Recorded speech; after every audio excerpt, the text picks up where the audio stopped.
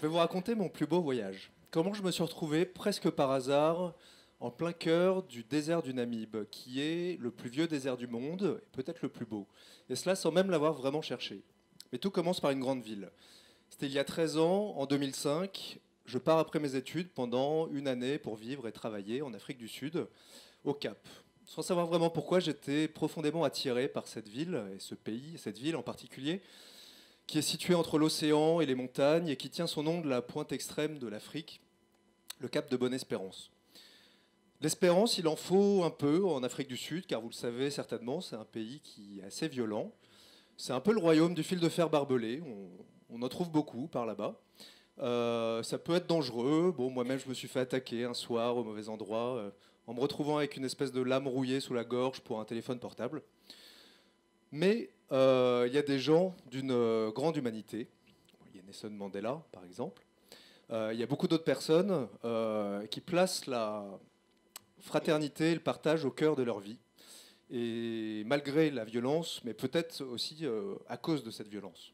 L'Afrique du Sud, c'est aussi le pays des grands espaces et des animaux sauvages qui s'invitent parfois dans les cuisines, ou à qui on peut faire un petit câlin. Je vous présente Simba, bon, je trouve que ça lui va bien, qui a grandi, un lion qui a grandi dans une ferme animalière, comme on trouve beaucoup là-bas en Afrique du Sud. On trouve aussi énormément de grandes réserves sauvages où on peut côtoyer des animaux en totale liberté. Alors on n'est plus surpris dans les rues de croiser des publicités qui vous proposent très sérieusement d'adopter un guépard, un cheetah ou un rhinocéros. Franchement, c'est tentant. J'y ai réfléchi, mais mon rhinocéros, je ne savais pas trop où je l'aurais mis. Alors de retour au Cap, je rencontre Didier, un Français qui vit là-bas et qui me propose de partir avec lui en Namibie, qui est un pays voisin de l'Afrique du Sud. J'accepte sa proposition, je me lance avec lui dans l'aventure. Notre objectif, c'est de voir du pays et de nous rendre à Etoshapan, qui est une grande réserve avec des animaux. Nous voici partis sur les routes, et là, c'est des routes toutes droites, sur des kilomètres, au milieu de nulle part, sur le territoire du vide. C'est absolument magnifique. Je vous déconseille d'emprunter ces routes de nuit, par contre. Je l'ai fait, j'ai cru devenir fou, parce que j'aperçois les phares d'une voiture en face. Je me concentre pour pas me la percuter quand je vais la croiser, ça serait dommage au milieu de nulle part. Et les phares disparaissent. Je trouve ça bizarre. Les phares réapparaissent, encore plus bizarre. Ils redisparaissent, ils réapparaissent. Je finis par croiser la voiture. De nouveau les phares d'une voiture en face, ça recommence. Et en fait, j'ai fini par comprendre, j'étais pas fou, c'était pas des bandits ou un phénomène paranormal. C'était simplement la géographie de ces routes toutes droites et vallonnées avec des creux qui créaient ce phénomène. Sur la route, on apprend qu'il y a la plus grosse météorite jamais tombée sur Terre, qui est là. Alors on va la voir. Je monte dessus, je parle à mon ami Didier qui prend la photo. Et là, chose assez étonnante, ma voix se transforme, elle prend une résonance métallique, comme si j'avais une voix de robot ou d'extraterrestre. Étonnant. Nous voici dans Etoshapan. Donc c'est un parc, une réserve sauvage de 22 000 km², donc c'est presque aussi grand que la Bretagne. Là, cette lionne, il n'est plus question de lui faire un câlin. C'est fortement recommandé de rester dans sa voiture. On peut prendre des photos et s'émerveiller, parce que c'est absolument fascinant de côtoyer ces animaux mythiques qui ont une présence si forte dans notre imaginaire et qui vivent ici, à côté de nous, en totale liberté.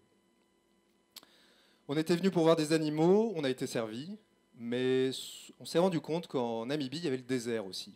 En fait, le désert, il est partout. On ne peut pas y échapper. Et en fait, la Namibie, c'est un désert géant. C'est plus grand que la France. Et il y a seulement 2 millions d'habitants, donc c'est presque 30 fois moins d'habitants. Alors on décide d'aller voir ce désert, d'aller voir un peu plus près. Première destination, les grandes dunes qui bordent le littoral atlantique. On rencontre un groupe de Sud-Africains qui partent là-bas pour surfer les dunes de sable. On les rejoint, on chausse nos bottes de surf, on prend nos surfs, confarte un peu. Alors ici, pas de remontée mécanique. Faut compter environ 1 heure de marche pour une petite minute de glisse. Et le plaisir a un prix. Mais arrivé en haut, on peut s'élancer, se mettre bien en arrière et se laisser glisser. C'est pas les mêmes sensations que sur la neige ou sur l'eau, mais c'est vraiment super. On décide d'aller ensuite voir ce fameux désert du Namib, le plus vieux désert du monde, qui donne à son sable une extraordinaire couleur orange abricot. Pour ça, il y a une route qui s'enfonce sur une soixantaine de kilomètres en plein cœur de ce désert, au milieu des dunes de sable qui sont parmi les plus hautes du monde aussi, jusqu'à Sossuvelé, qui est un genre d'oasis perdu en plein cœur de ce désert où on peut camper. Arrivé là-bas, on part escalader randonner et marcher et arriver au sommet des dunes de sable.